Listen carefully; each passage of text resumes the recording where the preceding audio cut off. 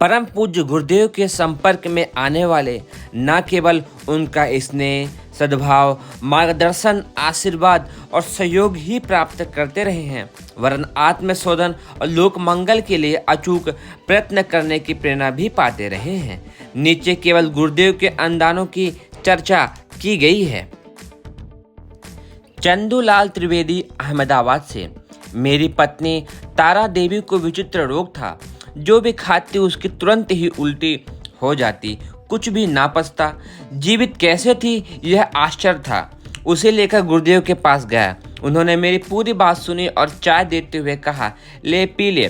पत्नी ने कहा, तुरंत उल्टी हो जाएगी, कैसे पीऊं? आपके समीप गंदगी फैले, यह अच्छा नहीं है।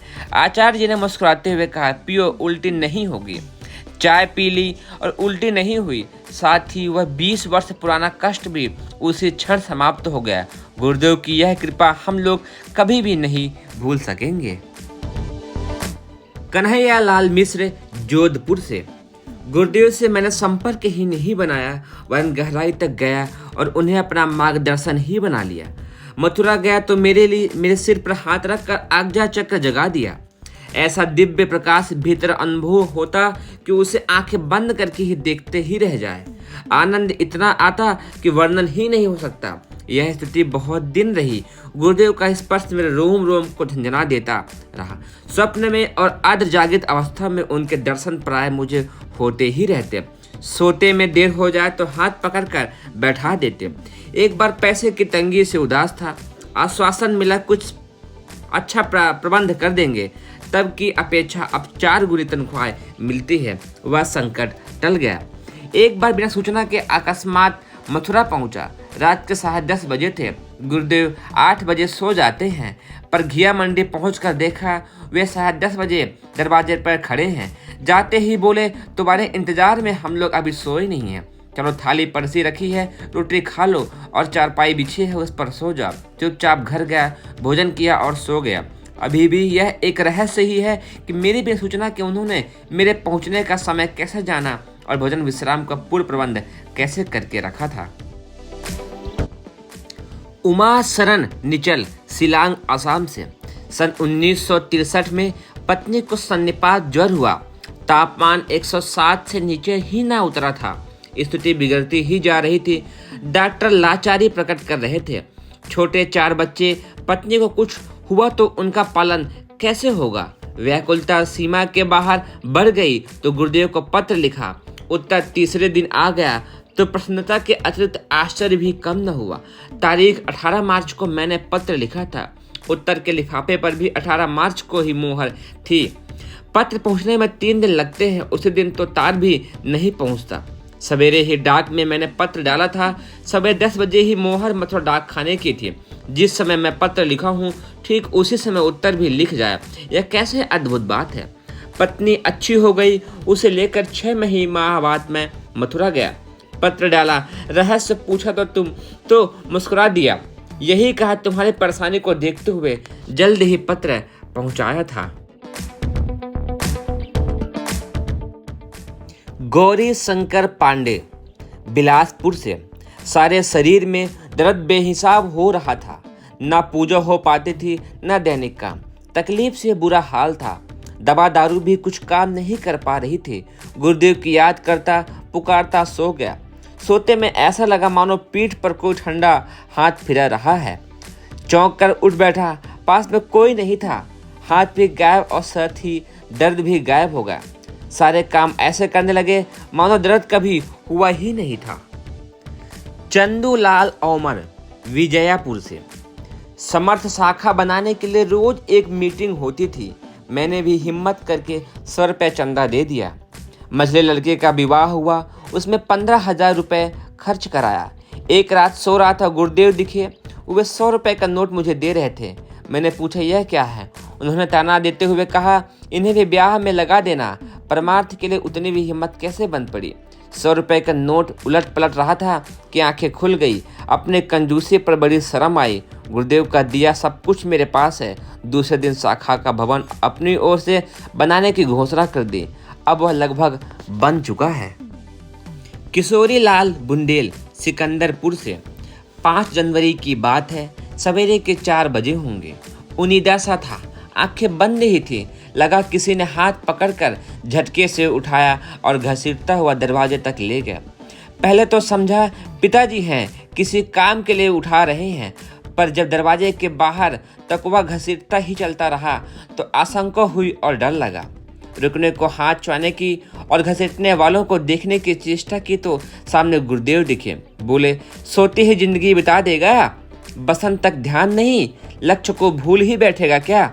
उसके बाद घसीटने वाला सूक्ष्म शरीर गायब हो गया। दूसरे ही दिन 15 दिन की छुट्टी ली और पूरा समय वसंत पर्व की तैयारी में लगा रहा। सभी ने पूरे उत्साह के साथ सहयोग दिया। आयोजन असाधारण रूप में सफल रहा। अगले वर्ष के लिए संगठित योजना बनाई गई।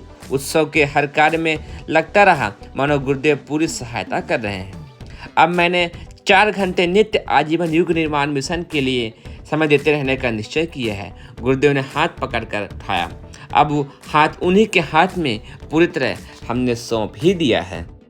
राधे श्याम राठौड़, शंकरगढ़ से। गत वर्ष अश्विन के शिविर में मथुरा गया था। 45 वर्ष की आयु में भी संतान की इच्छा थी। प्रवचन सुनने का तो बहाना था, लगन संतान की थी। सो एक दिन उनसे कहा भी। हंसते हुए गुरुदेव ने कहा, हमें गोद रख लो। बात हंसी में उड़ गई। दूसरे लोग भी हंस पड़े। घर आकर एक दिन मैंने सपना देखा कि अपने लड़का हुआ है, उसे मैं पत्नी के पास उठाकर लाया हूँ और मैं उसे सबसे पूछता हूँ, जन्मते ही बच्चे रोते हैं, यह हंसता क्यों है। इतने में वह बड़ा हो गया। बोला, तुमने मुझे गोद लिया है ना, मैं गुरुदेव हूँ। सपना समाप्त हो गया। तुरंत आँख खुली। निश्चय किया कि जब गुरुदेव स्वयं गोद आ गए तो अब संतान की कोई आवश्यकता ही नहीं रही। अपने पास जो संपत्ति है उससे समस्त शाखा का भवन आदि बनेगा। जो बचेगा सब शाखा को मिलेगा। घर जायदाद जो कुछ है वह उत्तराधिकारी में स्थानीय शाखा को ही लिख दे रहा हूँ। पूछने पर गुरुदेव ने यही परामर्श दिया, धन के अतिरिक्त मेरा समय और मन भी इस नए बेटे के लिए, मिशन के लिए लग रहता है। जगत राम शर्मा, शिक्षक, जाजगीर। उन दिनों मैं उलझनों में इतना उलझ गया था कि मरने के बाद सोचता था। एक बार तो मैंने गोरखपुर जाकर भरतरी पंथ का संन्यास लेने का भी निश्चय कर लिया था। इसी असंत स्थिति में मैंने एक सपना देखा कि एक तेजस्वी महापुरुष मेरी बाह पकड़कर किसी देवी मंदिर में घसीटते लिए जा रहे हैं और कह रहे हैं, इसकी शरण में जा, यह बेड़ा पार करेगी। सपना इतना अद्भुत और रोमांचकारी था कि वहीं हर घड़ी आंखों के सामने घूमता रहा। पुरुष कौन, देवी कौन, शरण किस तरह जाया जाए। 1 महीने बाद कहीं से गायत्री महाविज्ञान पुस्तक मिली। उसमें 2 चित्र छपे थे, एक गायत्री माता का, दूसरा गुरुदेव का। दोनों ही छवियां सपने वाले दृश्यों से स्पष्ट मिलती थी। अब तो मथुरा जाने के लिए व्याकुल हो गया था। गायत्री तपोभूमि मथुरा पहुंचा। आश्चर्य से चकित रह गया। वही तेजस्वी महापुरुष, वही देवी, सपना ज्यों करते हो साकार। मैं भाव विभोर होकर रो पड़ा। धन्य है मेरे सौभाग्य जो मुझे इस प्रकार घसीटते हुए अपने शरण में बुला लिया। तब से मैं अब तक गायत्री माता और गुरुदेव के शरण में पड़ा हूँ। पग पग पर वे किसी तरह से कितनी मेरी सहायता करते रहते हैं, इसका वर्णन महापुराण की तरह है। उसकी संक्षिप्त चर्चा कैसे की जा सकती है। गिरिराज किशोर, पारासर, मिर्जापुर से। अपना तप बल खर्च करके लोगों की भौतिक सहायता करते रहने की उपयोगिता के संबंध में एक दिन पूछा तो गुरुदेव ने कहा, इसके 2 कारण हैं। एक तो समर्थ व्यक्ति दूसरों की सहायता करे, इसमें कुछ भी अनुचित नहीं है। दूसरे, आजकल आध्यात्म का केवल ज्ञान पक्ष ही सजीव दिखता है, धर्मोपदेश ही चलता रहता है, विज्ञान भाग लुप्त हो चला है। आध्यात्म की सहायता से आत्मिक उन्नति के साथ भौतिक प्रगति भी हो सकती है। इस तथ्य की प्रामाणिकता इन दोनों नहीं मिलती है। यह तथ्य स्पष्ट हो जाए तो लोक रुचि इस ओर मुड़ेगी और गंभीरता पूर्वक इस मार्ग को अपना लेंगे। लोगों की सहायता करते रहने से इस विश्वास को परिपक्व करना भी बड़ा कारण है।